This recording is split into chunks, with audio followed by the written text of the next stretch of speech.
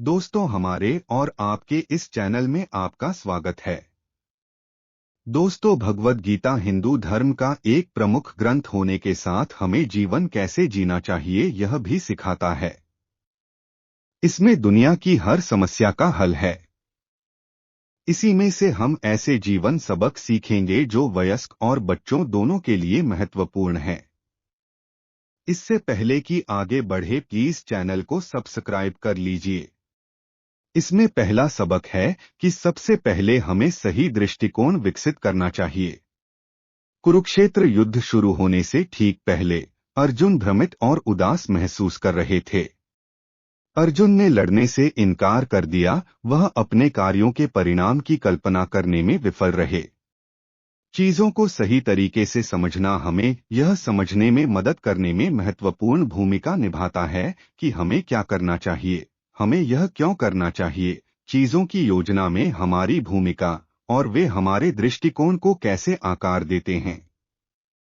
इसी परिप्रेक्ष्य में बच्चों की मदद कैसे करें। श्रीमद् भगवत गीता के अपने अनुभवों के आधार पर हम एक निश्चित तरीके से सोचना सीखते हैं। धीरे धीरे हम यह मानने लगते हैं कि केवल हमारी मान्यताएं ही सही हैं और जो हमसे भिन्न हैं वे गलत हैं। इसलिए अपने बच्चे को यह सीखने में मदद करें कि दूसरों की भावनाओं को समझना जरूरी है, लेकिन उनकी राय से सहमत होना अनिवार्य नहीं है। उसे दूसरों के दृष्टिकोण से स्थितियों को देखने के लिए प्रोत्साहित करें। दूसरा सबक यह है कि परिवर्तन प्रकृति का नियम है।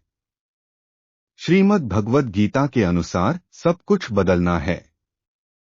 हम जानते हैं कि हमारे शरीर, भावनाओं और धारणाओं के साथ साथ हमारे आसपास की हर चीज प्रवाह की स्थिति में है। फिर भी जब हमें कहा जाता है कि हमें बदलने की जरूरत है, तो हम सलाह को स्वीकार करने से हिचकते हैं या हम इसका कड़ा विरोध करते हैं। सफल होने के लिए एक व्यक्ति को नई परिस्थितियों के अनुकूल होना चाहिए, नवाचार करना चाहिए और बेहतर समाधान के साथ आना चाहिए और नए अवसरों का पता लगाना चाहिए। इसलिए जब आप परिचित परिवेश में होने के अनुभव का आनंद लेते हैं, तो छोटे जोखिम लेने के लिए तैयार रहें और नए अनुभवों का लाभ उठाएं। परिवर्तनों को समायोजित करने में अपने बच्चे की सहायता कैसे करें। किसी भी आसन्न परिवर्तन के बारे में अपने बच्चे के प्रश्नों का उत्तर दें। उसे आश्वस्त करें कि परिवर्तन होने में समय लगेगा और उसके पास नई स्थिति में समायोजित होने का समय होगा। साथ ही उसे उन सकारात्मकताओं के बारे में बताएं जो परिवर्तन उसके जीवन में ला सकते हैं। तीसरा जीवन सबक यह है कि अपने अंदर सहनशीलता और क्षमा करने का अभ्यास करें। सहनशीलता हमें जीवन की कठिनाइयों का संभाव के साथ सामना करना और उकसाए जाने पर भी बल प्रयोग से बचना सिखाती है। क्षमा हमें अन्याय को क्षमा करने और शत्रुता की भावनाओं को दूर करने में मदद करती है।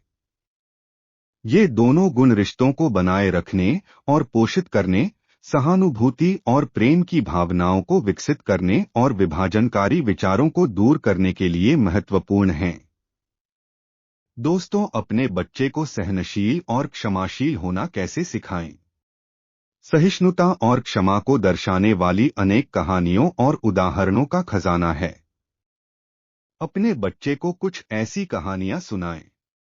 साथ ही उसे लोगों के सहिष्णु और क्षमाशील होने के वास्तविक जीवन के उदाहरणों के बारे में बताएं।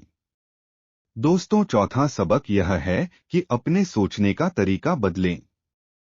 सकारात्मक विचार रखने से हमें एक संतुलित दृष्टिकोण प्राप्त करने, आत्मविश्वासी रहने, नकारात्मक धारणाओं को दूर करने, चुनौतियों का सामना करने के लिए अच्छी तैयारी करने और अपने लक्ष्यों को प्राप्त करने के लिए अपनी ऊर्जा का उपयोग करने में मदद मिलती है।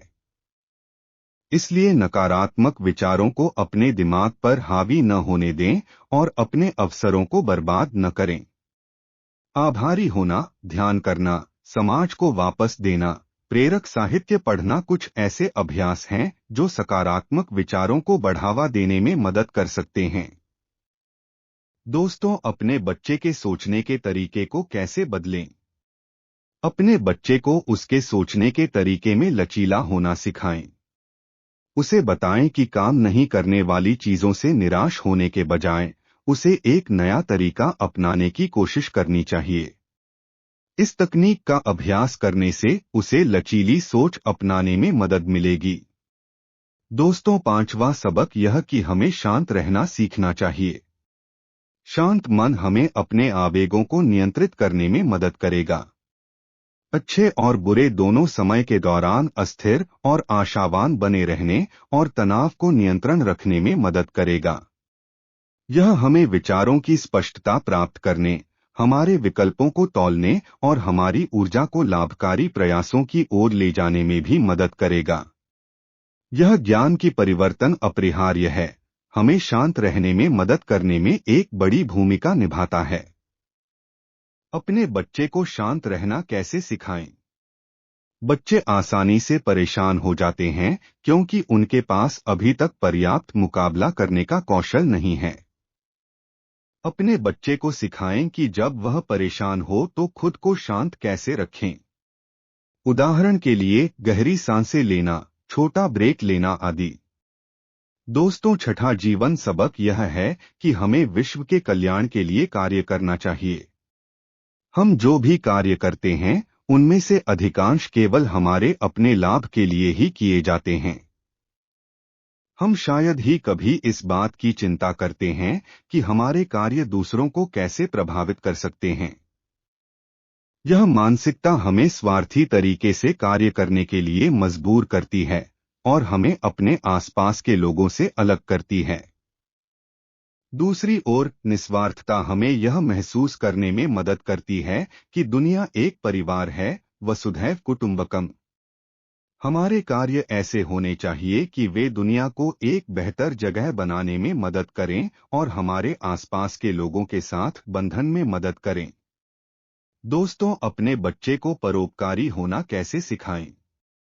अपने बच्चे को एक देखभाल करने वाले और दयालु बच्चे के रूप में विकसित करने में मदद करने के लिए उसे अपने कुछ खिलौने और कपड़े जरूरतमंद लोगों को दान करने, साथियों की मदद करने और स्वयंसेवी गतिविधियों में संलग्न होने के लिए प्रोत्साहित करें। सातवां और महत्वपूर्ण जीवन सबक यह है कि हमें निडर रहना सीखना होगा। डर हर जीवित प्राणी में मौजूद प्राथमिक भावनाओं में से एक है। मनुष्यों में भय ज्ञान की कमी और इसके परिणामस्वरूप भावनाओं को प्रबंधित करने में असमर्थता के कारण उत्पन्न होता है।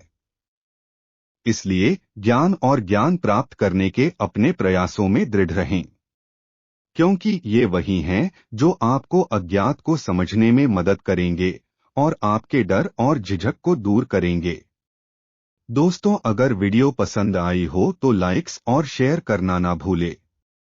वीडियो देखने के लिए आप लोगों का बहुत बहुत धन्यवाद।